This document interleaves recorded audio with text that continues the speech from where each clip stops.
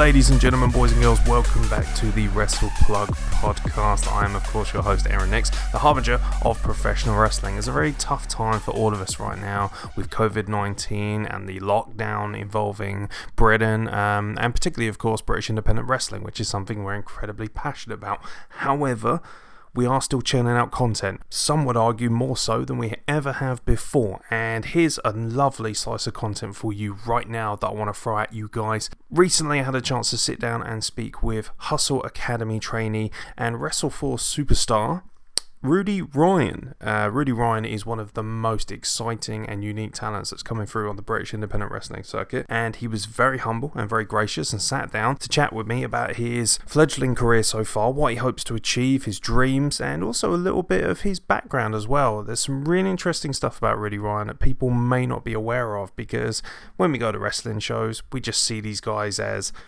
larger-than-life superheroes, but we don't really think about what makes the man, what makes the woman. And Rudy Ryan has an amazing background and is pretty much bred for success in this business when it comes to his pedigree, his athletic pedigree. And you're about to find out more about that on this podcast. So without further ado, ladies and gentlemen, here is my little conversation with Rudy Ryan.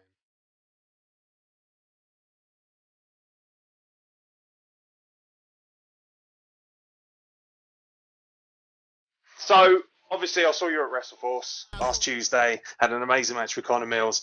Let's start right there, man. Like, how was that match for you? Like, from my perspective and from the fans' perspective, really good match, very hard-hitting. It's very exciting for me to see Rudy Ryan in person for the first time. What's it been like, that sort of rise? Because wrestling Connor Mills would suggest that you're already kind of halfway there.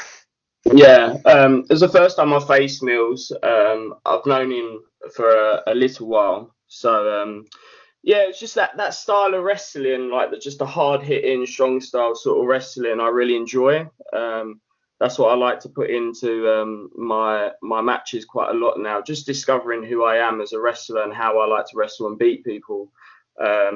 But yeah, it was just an exciting match, hard hitting, high paced, and it's for the title as well. So not doing this for so long. I think that's my first title match. So yeah, it was just really fun.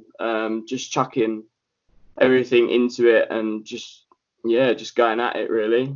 It was a lot of fun. Where'd you come up with the power moves, man? Because some of your moves are really sick. You had a modified Saito suplex. I thought, whoa. I just thought, I'm not taking that. Have you always, since you started training, thought, I'm going to be that guy who really lays my shit in? Yeah. I like, because my sporting background, so like I played basketball since I was 11 till 18, and I was representing England as a junior. And then I moved up I transitioned into American football from 19 till 22, and I ended up representing Great Britain as a senior, and then I had a brief stint with the British skeleton team. So I've always done quite hard hitting sports and just physical sports. So that's just me as a person. Like I like to go at it and just go hard at everything I do. And in terms of like the moves, I just get inspiration from everywhere really.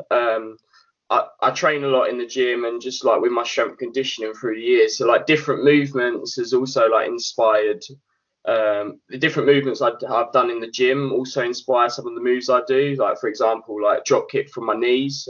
It's like a plyometric exercise that I used to do just to get like more power and speed. And when I was training, and I thought to myself, I could hit a drop kick with this, and that would be quite nice. And just like the different power moves, like the catch suplex thing that you were talking about. I don't know. It's just I just think about all moves that are already there and how I can just make them my own. And like knowing how the body works and being able to manipulate it, I just get creative with it and just try it out in training and then just put it into practice really. Awesome, man. Do you have a favourite basketball team, by the way? I should ask really as an NBA fan. So my basketball team was Miami Heat. You get in. Yeah. Sorry, I'm quite happy about that. Yeah. There was Miami Heat, especially when it was the Big Three. So it's Wade, Bosch, and LeBron. But now, like, I kind of follow certain players. Like, my favorite player that's in the league right now is Derrick Rose. Yeah, he's sick. Yeah, like especially like his MVP season at Chicago Bulls. And like when I was playing basketball, I quite modelled like my game like Derrick Rose, and I played quite a lot like him, just attacking and athletic and just getting to the basket, etc. And I just like his attitude of like, because he suffered quite bad ACL tears in both of his knees, and just his road to recovery wasn't so smooth, and just seeing him fight through adversity, like it's like very inspirational, and just things I'll take into life really. When you get a bad day, like if you have a bad match, or if you have a bad day at training in the gym or in the ring, and just keeping on going at it, you know. What made you step away from competing so much in sports? Was that an injury-based thing, or did you just always think to yourself, I really want, is wrestling always going to be your end game? So I've always watched wrestling since I was probably like 4. So like I was brought up just by my mum. So when she went to work, I used to like get put in like kids' homes and stuff.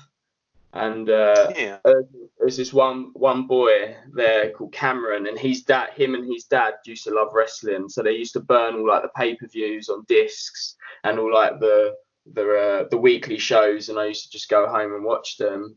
And then when I saw my dad every 2 weeks, he had Sky.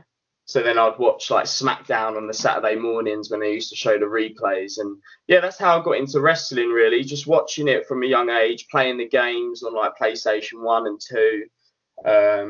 So it's always been a part of me, but I was always playing sports at quite a high level. So I never got the opportunity to try it. And I've got various reasons why I stopped playing competitive sport. So I was looking to go to America on scholarship for basketball, and I got a part scholarship for a school, and they wanted me to go to something called a prep school, which is, you can do 3 years in college in the UK. So I've done 2, so I had 1 year left that I could do. And they have prep schools out in America where you do like your SATs, which is the exam that makes you eligible to go to college out there. But what it's really there for is just to help guys who haven't got the scholarship deals, and give them the exposure in the American system, so they can hopefully get full scholarships in a number of different schools. Because I was so late for doing that, and it was late in the year, they only had part scholarships. So I then I went and worked in Twickenham as like looking after all the boxes on like a 0-hour contract, and just saved up loads of money to pay for the rest of it. And I think I was just short, and I asked my parents for a little bit more, and they turned around and said no, because it won't stop there. So I think just with that, I just felt like after like working towards this goal since I was 11,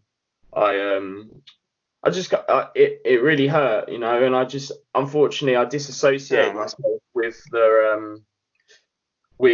the sport, and then I stopped actually playing sport for a year, and just went and tried different things. Like I was doing like acting and modelling, and just working in like different shops. Like I worked just various different jobs, and then I decided to go to uni. And then at uni, I discovered American football, and then and it just went from there with the American football, and I got selected to go for a trial with GB, and I done really well and got in, and then ended up representing the country. And the reason why I left GB is because unfortunately I got cut for the European champs. But at the same time that happened, what'd you say? Oh no, just like heartbreaking, like, because American football was always the sort of thing it's quite weird actually. I've got a lot of parallels with you. Like I was really hoping to break into American football when I went to university, so I kind of understand that process. Yeah, and just all the politics and in the American football, like Great Britain system, because it's not like overseen by like a national governing body. So all the selection and recruitment process and the coaches, it's all a bit buddy. So even guys who didn't turn up at training, they would still get selected and put forward because coaches known them for ages. And I just got a bit sick and tired of that. And then when I got cut, I quite quickly got picked up through the England Sport Talent Identification System. So what that is, it's a national talent ID program that they run. I think they run it like every 2 years, and you would have to go to like. So I went to Brunel University and done like loads of different fitness tests. They took all my measurements, and then from those scores, they'll then put you on a pathway to like specific sports that are needed for like our Olympics and Winter Olympics. That you may not have necessarily got exposed to. And because I was quite an explosive, fast athlete, I got pushed to British skeleton, which is, if you don't know what that is, it's when you go down like an ice track, like a bobsleigh track on a dinner tray, effectively. Bloody terrifying. Yeah. I've watched this. Horrifying. It's good fun. So I've done a brief stint with them, and then I was on my road to going to the Winter Olympic Games in 2022. And then unfortunately, like harsh reality of sports, I got cut again. And then I actually had a little bit of time without sport, and it got me quite down because I didn't have anything. Like, that's been my whole life, really. I felt like I didn't have a focus or a purpose. And I was just like, oh, why not try wrestling? You know, not anything to like go and do what I've done so quickly. I just wanted to learn something new, be active, you know, and just have it recreationally. So that's how I started wrestling, really. Wow. The journey of athletic, like, it's funny, isn't it? Like, you know, I went to Wrestleforce, I saw you wrestle. It's very evident that you're a very powerful athlete, but you never sort of, I don't know, maybe it's because wrestling has such a different kind of course, doesn't it, to anything else that you ever do sports wise. But you don't associate these guys as, you know, it's a shame, really. We don't associate wrestlers as athletes. We still look at wrestlers as just wrestlers. And here you are, legitimately, you know, you were that close to, you know, things like the Olympics, representing your country, a multi-sport athlete. How does that lend itself to wrestling? Do you turn up first day and immediately have a massive edge over trainees, or was it a hard learning curve for you? I think it depends on, like, so the athletic moves and like movement and picking up techniques and stuff. I think that came a little bit more naturally to me, just because I've been in those situations before through different sports and been exposed to that way of learning, and just being able to absorb a lot of information in one go and just apply it.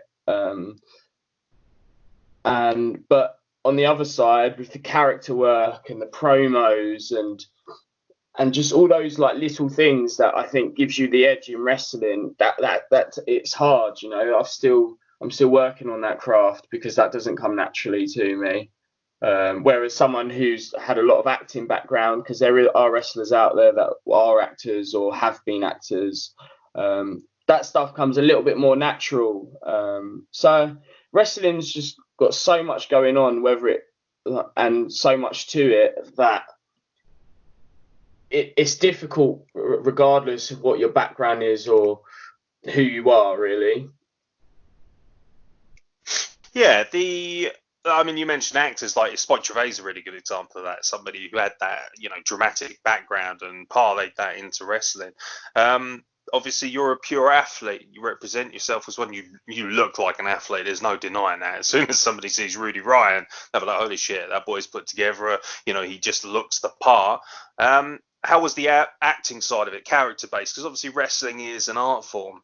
You know, you're trying to convey a character to an audience. How have you found that transition when you consider that athletically you're already a killer, aren't you, athlete-wise? So how was it for Rudy Ryan, the actor, the character, trying to get yourself into that kind of mode? Is that where Sid Scala and his training comes in? Yeah, 100%. I credit to Sid.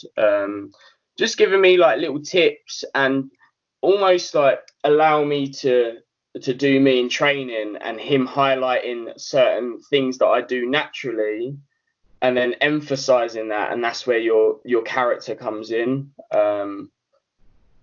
So yeah, I credit a lot of it to Sid, and just helping me, like, and it's just a long process, and no matter what you do, you just have to keep working and grafting at it, no matter what it is.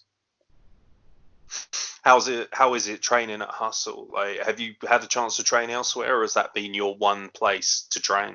No, I trained at a small school first. Like, it was the first school I went to because it's around the corner from me, called Dropkick.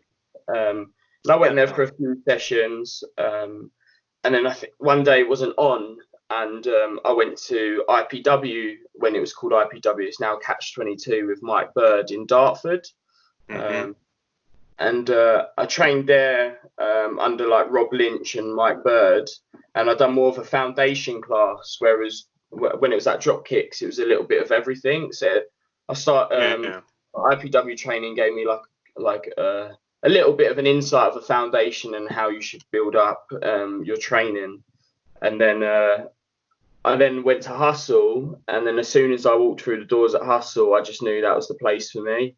So I'd say Hustle is my main base, but I've been over to Knuckle Locks. Those guys are great over there. It's just a little bit like logistically wise, getting there, traveling from where I'm from is just a little bit tough. That's why I can't get there as often. But yeah, predominantly my home is Hustle in terms of training. Who do you I mean, obviously Sid Scala's head trainer. Like, I do know a lot of people who go to Hustle, like different people, a lot of very talented individuals already coming out of that school as well. Actually, have, like, you know, been in a ring with a guy who actually trained there as well.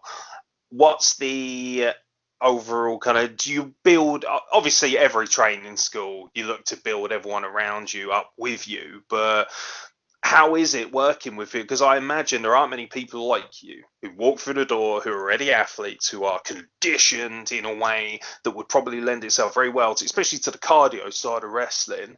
How is that? Like, do you kind of find yourself taking different facets from what other people around you are doing? Because like you mentioned, you know, some guys might come in who are actors but aren't necessarily great athletes. You're the great athlete. You know, do you have an opportunity there because of that to kind of learn quicker from different people around you?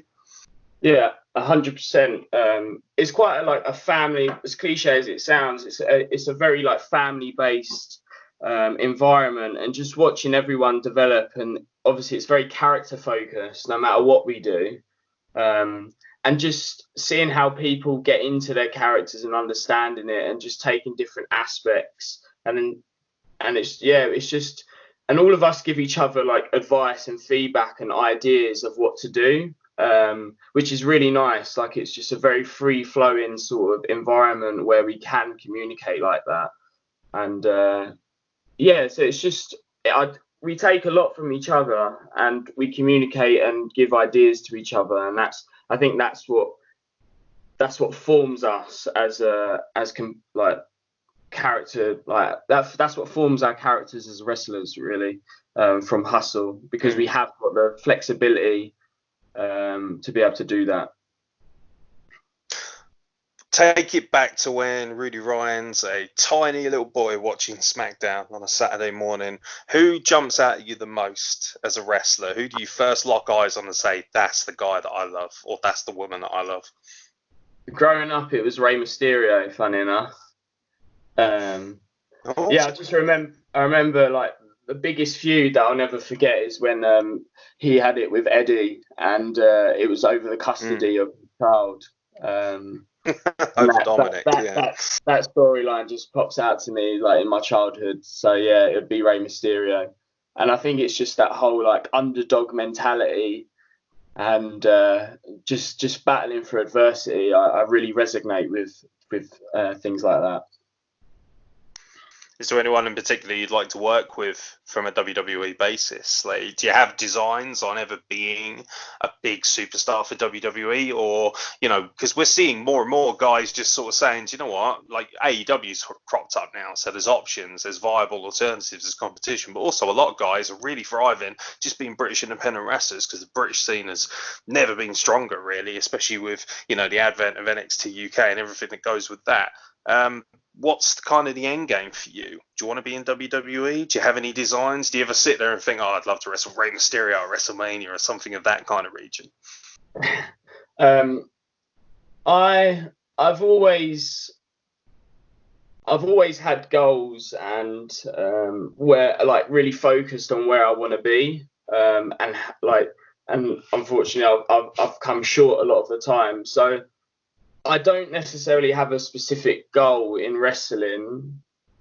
I just want to enjoy the ride at the moment, and I'm just open to anything. Yes, of course, I'd love to go and wrestle for WWE or any of the other big companies like New Japan or AEW, but I'm not set on anything. I just want to enjoy the ride and take it as it comes and just absorb it all, really, because it's been quite a journey so far in the past year that I've been working shows. So yeah, I don't really have a main goal.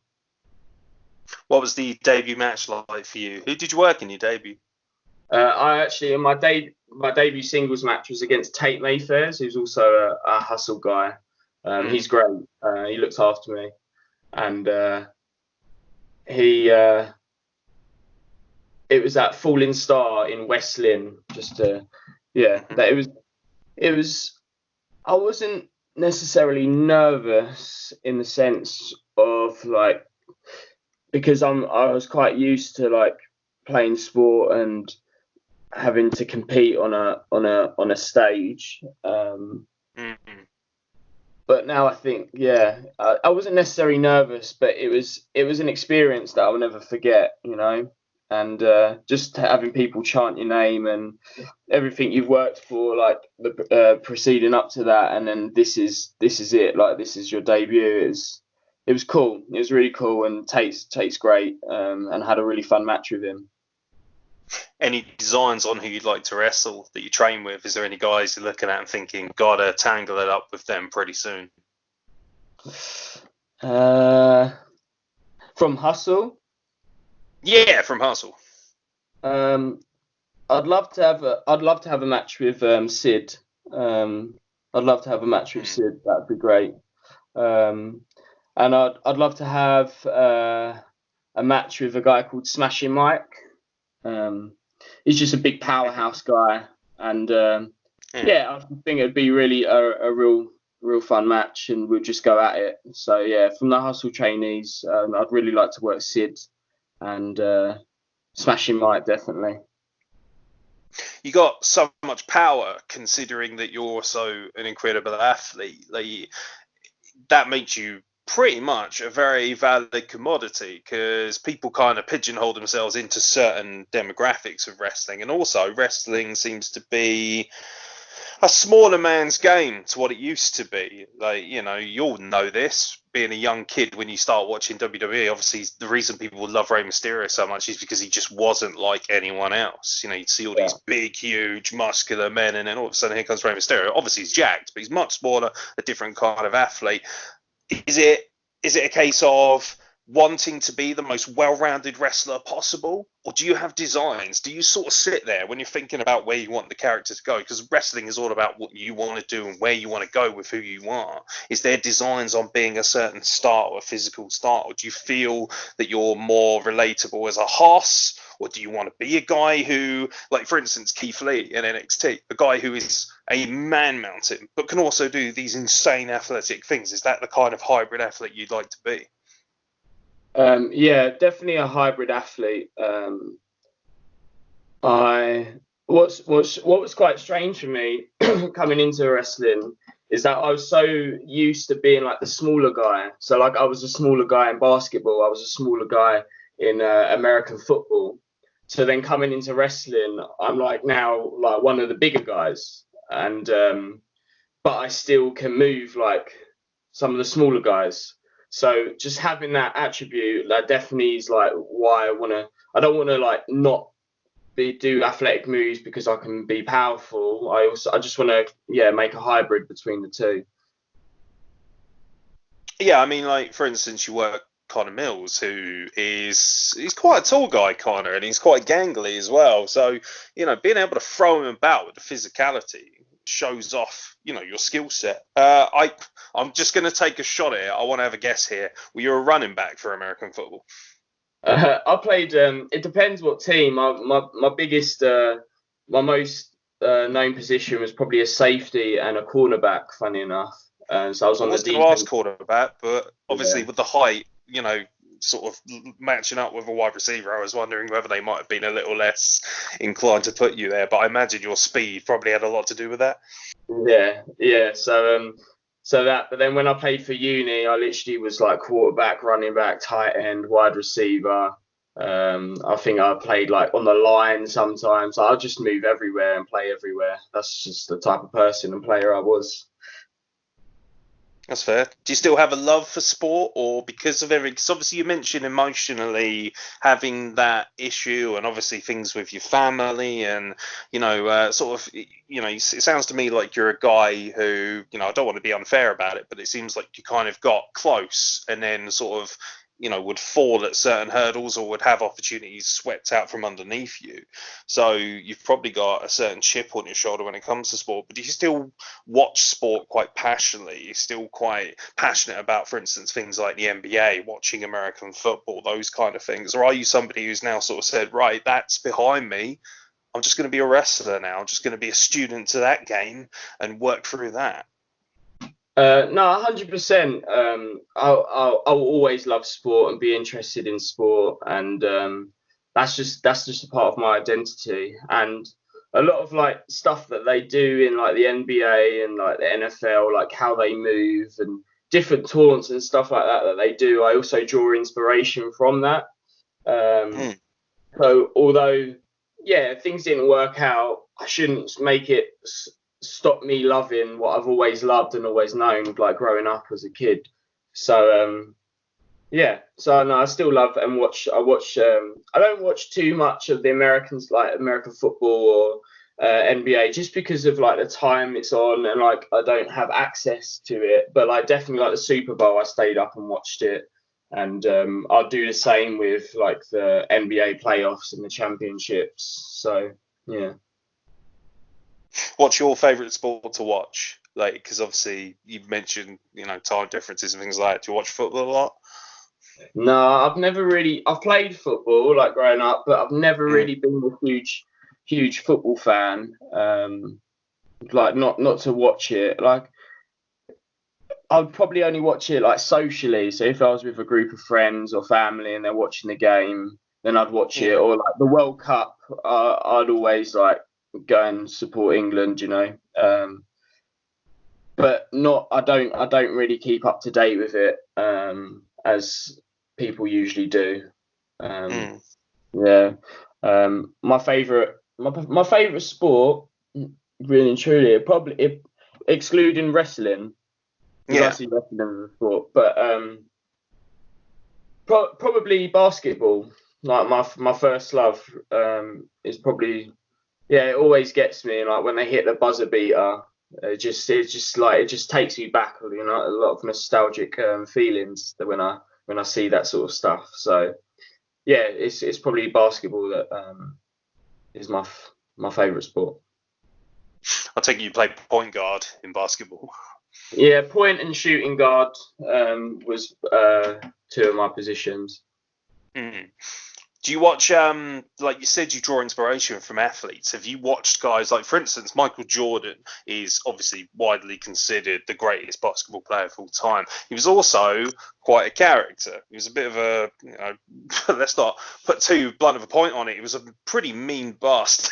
And that's kind of what made him so good, was the fact he was so ruthless. Do you watch old footage of guys like him and think, I can use that character? The Dennis Rodmans of the world, guys like that who were so larger than life that you could, like Dennis Rodman, for instance, he's now like a character within himself. People have forgotten that he was a basketball player. Like, do you draw inspiration from that as a wrestler? Yeah, I watch back like old interviews. Like Allen Iverson's also a funny cat. Just with their interviews. I've read like Michael Jordan's book. I've read Dennis Rodman's book, which is super interesting as well. Especially like the demons that he battled. Was quite interesting. Like I think all athletes at the top level, to get where they need to be, they have to have a little something about them. A little chip, like chips on their shoulder, because Michael Jordan didn't get selected for his first high school team. So, and I think that caused a bit of a chip on his shoulder, and he continued working. And then look where he is now. He's equally probably one of the biggest and well-known athletes in the world, and probably ever will be. So yeah, I definitely draw inspiration from all different types of people. Yeah, well, you mentioned obviously Michael Jordan. I mean, Tom Brady is a good example. He wasn't drafted till the 6th round in the NFL, and you think, here is the GOAT, so to speak, of American football, and he's kind of got that same chip on his shoulder. What's it like, sort of parlaying all that attitude into being a wrestler? Do you find that it's quite therapeutic being a wrestler, having that ability to kind of let out that steam, let out those frustrations? Because I was always told when I started that, if you've got frustrations, if you've got anger at something, sort of try and convey that into your character, try and parlay that. And we see that with the best promos, the best wrestlers. They're the guys who can bring essentially themselves and turn the volume up. Is that something that you're learning to do, or are you a lot more measured about your approach? It's something I'm definitely learning to do, because it's not a natural thing for me. Like playing sport is very like, so you see an MMA fighter, there's not, well, other than like Conor McGregor, there's not like, it's very like we're there to do a job and that's it. It's very like Terminator style sort of attitude. Whereas it is, so that's kind of like how I've started, but now I'm starting to understand how to like draw from different experiences I've had in life and different emotions that I've experienced, and trying to access them in my brain to then portray that, which is a skill within itself. And I think it's quite a hard skill and quite a vulnerable skill to do, because you're making yourself vulnerable to be able to do that, which most sports people don't really want to show themselves to be vulnerable, because they want to be there to win. So, working in sport, did you find that that's kind of made you a tougher person? Like, do you find you have quite a tough exterior? Like, because let's be honest, one of the best, you kind of have to be a very ruthless, like you say, chip on the shoulder, ruthless, a cold mentality. Going back to Jordan, probably the coldest man out there. Like, he was just ice running through his veins. Do you find that you've kind of got a tough exterior, or maybe even so, do you find that actually lends itself well to wrestling? Because wrestling isn't all sunshine and lollipops. A fan will see the happy side of things, but ultimately there's a lot of graft that goes into it, and you do need a fair amount of grit to be a good wrestler.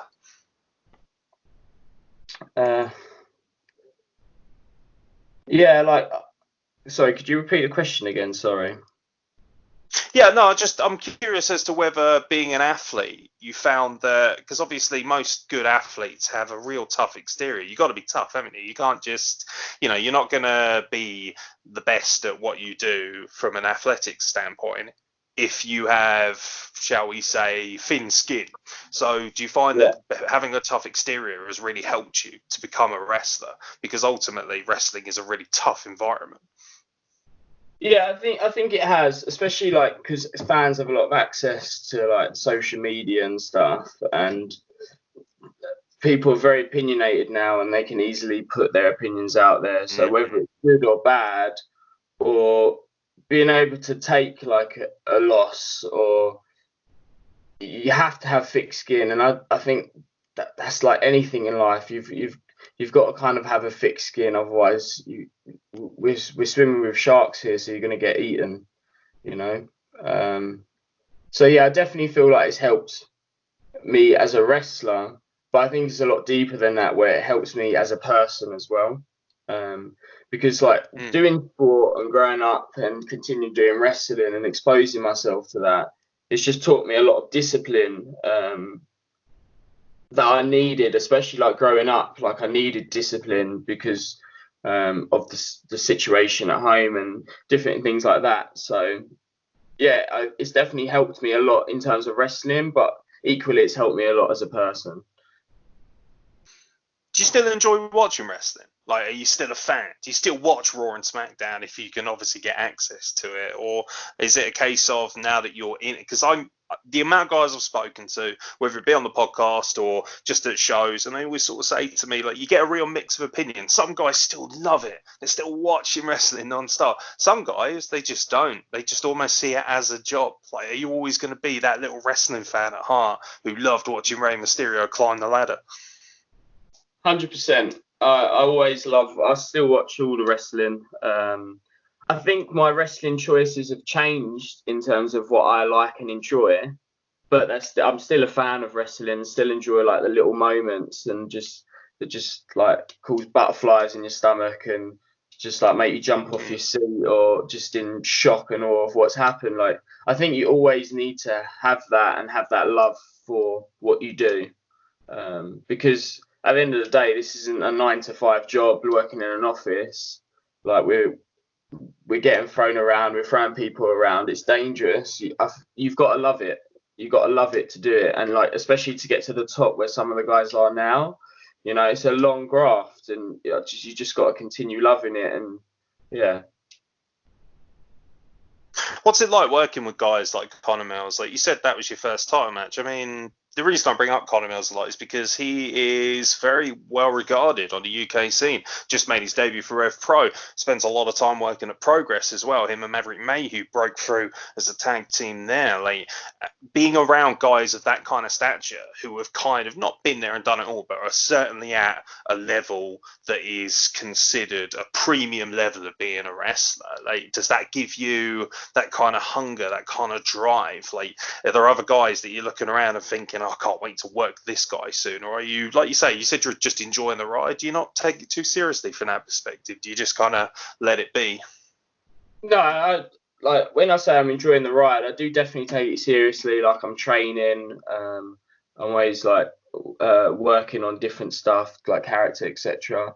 So as much as I'm enjoying the ride, like whatever I do in life, just the way I am, I just go 100% at it, 110%. So, but like working with those guys, I just learn. Like they're great. Like I've worked OJ, I've worked Paul Robinson, I've worked Mills. Like you saw, like those guys are like amazing, and I just learn from them and absorb like everything that happens in that ring. And yeah, it is inspirational, because I just remember like before I started training, like I was in Wembley when Progress. I was right at the back in Progress in Wembley, and I remember watching all those guys. And then I started training, and I said in a year's time I'm gonna be in a Progress ring. And then I made my pre-show debut against Tate Mayfairs in July of 2019. So yeah, it's super inspirational working with those guys, and I just learn a lot. However, like just before the match, it's just like my athlete mentality. It's just another match, you know. I don't get like flustered or anything like that. I just go, it's another match. I go 100% and give it my all, and that's how I digest all of it. What was that Progress experience like, being in that locker room with so many big names? Like, I mean, I can't even begin to imagine like the kind of people who are around you. But do you get awestruck at all? Do you see a guy like Volta or David Starr walk past and think, holy shit, or are you just like, no, that's just another guy here, you know, working hard, doing his business just like I'm here to do? Yeah, like I think because it's just No, I don't get really awestruck or anything like that. Not That's no disrespect to them, like, because they're amazing and they're doing what they're doing, but it's just the way I am. I'm there for one reason only, and that's to put on a great pre-show at the time. It's great, like, because that was my first ever experience actually being like backstage at Progress. You know, like I haven't crewed or anything like that before then, so yeah, it was kind of like, oh, okay, I'm here now. But it wasn't so much of like, oh, I've been waiting. I don't know. I wasn't awestruck. I'm just there for like, I'm there for a job, and that's how I kind of see it. How did the crowd receive you? Was it a good experience for you? Did you enjoy that experience? Do you think that the crowd responded well to you? Because that, for a lot of people, can be a real gateway into, far bigger opportunities in the wrestling world. I've seen guys like Scotty Davis, for instance, who was on a pre-show and then all of a sudden he just skyrocketed. Like, has that really kind of helped propel you so far in your career? I think that was the first step into like getting my name sort of recognized, and then proceeding from that, I started like on Wrestleforce. I started getting booked against some of the top guys that are at Progress, which was nice. The crowd received me really well. They loved the match, but I think they received me better on my second pre-show match against Lawrence Banks, which was in November, I believe. Not November. It was in January, because it was it was in January. I think they received that match a lot better, and I think that's because I was able to portray myself and who I am a lot more, because I had a little bit more experience then and just discovering myself. So I'd say it's more of the second pre-show match that I feel that has helped, rather than not that. Well, yeah, the second pre-show match, they received me a lot better, I think, on that one. What was it like working with Paul Robinson, man? Because he is like the preeminent hard hitter despite his size. Like, he's a guy who probably, I would imagine, you've probably drawn quite a bit of inspiration from, because he's a smaller guy. He's a guy that had a real chip on his shoulder, and yet he is, no question, one of the best Britain has. Like, that must have been huge. Like, is he? Yeah. Obviously, he's a lot nicer than he probably liked to convey in the ring. But how was it, the experience of working with someone like Paul Robinson? Awesome is all I can say. It was just great. It was just. It's like, it was quite. Yeah, it was just. It was awesome, man. Like, I can't really. There's nothing else to sum it up other than Does that. he hit hard? Yeah, of course. Although we all hit hard, I imagine Paul Robinson hits even harder though. Like, he's a guy who lays his shit in. Yeah, I love that. See, I love that I love that hard hitting style, and just when I get hit hard, that means I go harder, and it's just I just love it, and it was just awesome working with him, and it was really inspirational. I learnt a lot as well. Like, I got a lot out of it.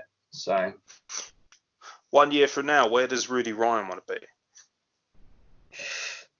1 year from now, where are we talking? What is it? It's February. Yes, indeed. 1 year from now, I'd like to be on the Progress main show. I'd like to have a WWE tryout, and just working consistently at a lot of the main promotions across the country. Those are the 3 goals that I have. So WWE tryout, working Progress main show, and working some of the top promotions around the country. Yeah. What's the end game? If I said to you, is there a moment where you think, oh, if I can make it to this point, I would have done everything I ever wanted to do as a wrestler?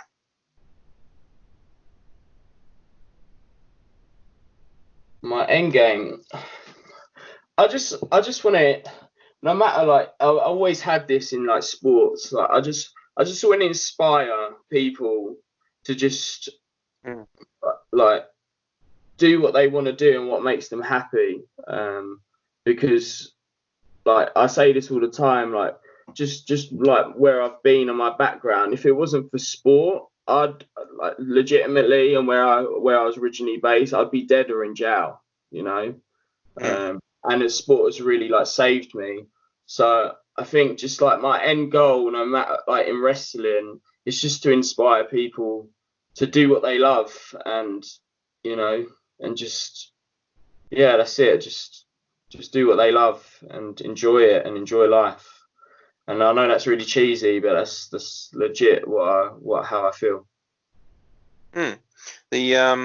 Yeah, it's a lovely message. The fact that, you know, obviously for a lot of people, you'll be an example of how you can sort of take yourself away from a certain environment and make yourself into something truly special. Like, how deep does the rabbit hole go for you? How dark was it? Was it, you know, you say that you should have been dead or in jail. Like, was it a tough crowd? You know, did you have a bad environment around you when you were younger? Yeah, so I grew up in Beckton, and I had quite a dysfunctional household, and like thanks to like my mum like moving me out to Essex, and just like pushing me to do all different types of sports rather than, because she wasn't home much, and so I didn't really have much direction or discipline in that sense. So it wasn't necessarily like the rabbit hole that I was in, is the rabbit hole that I could have been in that I can foresee. So, but I'm just really thankful for that my mum and for sports for taking me out of those environments and giving me a focus. And that's what sport has been for me. It's just a massive focus. Yeah. That's wonderful, man. Yeah, no, it's a lovely story, to be honest. And you know, the one great thing about doing this kind of, I don't call it a job. It's just, you know, it's fun, isn't it? When you love something, it's not a job, it's fun. But from doing all this, I meet people with wild backgrounds, you know, everything from prison to, you know, really nice backgrounds, actually, guys who have just had it very easy. And ultimately, everybody's got a different story. Everybody can apply that to wrestling, right? In the near future, I'm sure you've got plenty of dates coming up. You're obviously really starting to pick up in terms of, you know, let's be honest, you're a future star in the making, no question. What's on the near horizon for you? Have you got any particular dates you'd like to plug while you're here? So on the... He's scrambling for the paperwork. April the 10th, April the 10th particularly, Wood Green Wrestling for Hustle. One I want to plug. That's probably the biggest thing in the horizons at the moment. Wrestleforce, like predominantly like most of the weekends, just check them out on their website, and they will most probably be in a town near you, and I'll be on there. So Wood Green Wrestling on the 10th of April, and Wrestleforce, check them out on the website, and find a local wrestling show and support local wrestling. I couldn't agree more in that respect. That's probably, you probably noticed that from the podcast, but this is kind of like, this is a podcast that's there to help support wrestling and to build people's stature and their brands.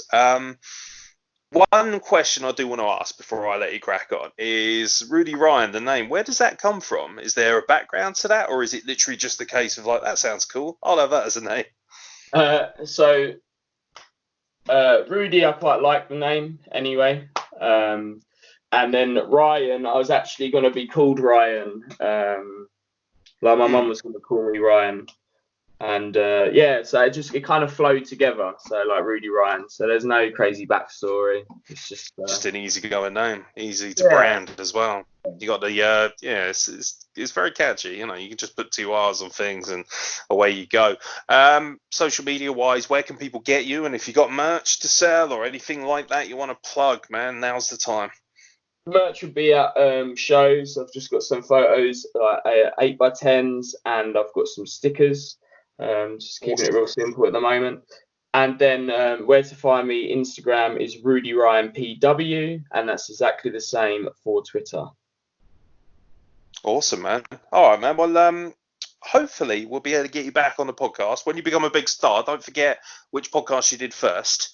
Because obviously we'll want to try and get you back on, because like, if you know, let's be honest, man, you got a very bright future, very exciting. You know, I use my girlfriend as a real gauge for these shows, and you probably heard me say on the podcast, like, she's not a fan of wrestling at all. She's not interested, and even then she was like, that guy's really fucking sick. I'm like, well, that kind of says it all about the quality of it. So obviously we're very thankful to have you on the podcast, man. Me in particular, of course, as you know, I'm the guy who, well, basically does everything at this point. So yeah, unbelievably grateful to have you on. Obviously we'd love to have you on down the line, but most importantly, man, the most success. I wish you the best success, because you look like a guy, you look like a superstar, and frankly you act like one too. And that's kind of half the battle, man. So congratulations so far. Congratulations for everything that will happen in the future. But most importantly, thank you for coming on, man. I really appreciate it. No worries, anytime. My pleasure. My pleasure, man. We will catch you very soon down the road, hopefully. And you can come on and tell us all about what it's like to work Rey Mysterio at WrestleMania. Yeah, exactly. Awesome, all right, man. Thank you. Sweet, man. Thank you for your time. I appreciate it.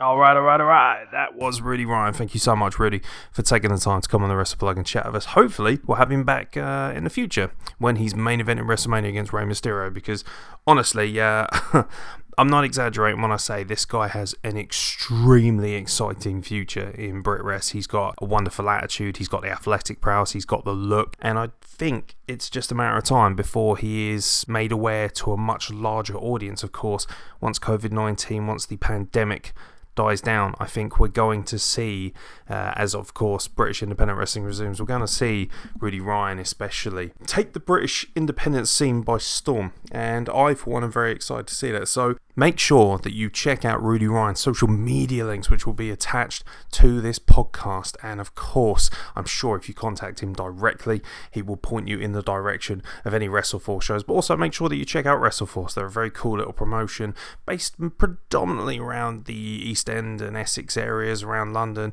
and just a really cool, humble promotion using a lot of knuckle locks talents, using a lot of hustle talents, just a plethora of top quality British independent superstars. So that's it for the Wrestle Plug, ladies and gentlemen. We're going to be bringing a lot of content to you over the next few weeks to help you through this pandemic, so please get on board at Wrestle Plug if you want to talk to us on social media. And as I've reiterated on so many YouTube videos and podcasts, it's very, very, very important that if you guys are struggling for any reason, you are more than welcome to use us as a form of communication. Maybe you have the opportunity to reach out and chat to us via any kind of social media, you are welcome to do so. And even if you have friends who maybe not necessarily already be on board, or wrestling fans, whatever it may be, it doesn't even have to be wrestling fans. If they need somebody to talk to, I'd like to think that everybody involved in Wrestle Plug, and especially myself, being in control of all the social media, it is there to not only entertain but also to help support people in their time of need. So if you are isolated, if you are finding it difficult with the self-isolation, with the social distancing, particularly if you're one of the more vulnerable individuals in this country suffering with some sort of immune disorder or whatever that may be, any kind of plethora of health difficulties, this podcast is open to you. So feel free to spread the word, let your friends know they have a place, a safe haven here, and also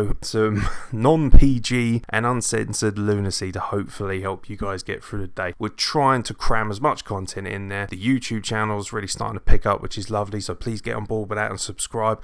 Everything you can find us under the umbrella that is Wrestle Plug. 2 simple words. All you gotta do is search for them, look for the black and yellow brand, and check it out. But from myself, Aeron, thank you very much for listening. Please stay safe out there. Please wash your hands, and as Chris Jericho says, shut your anus, and ultimately just look after each other.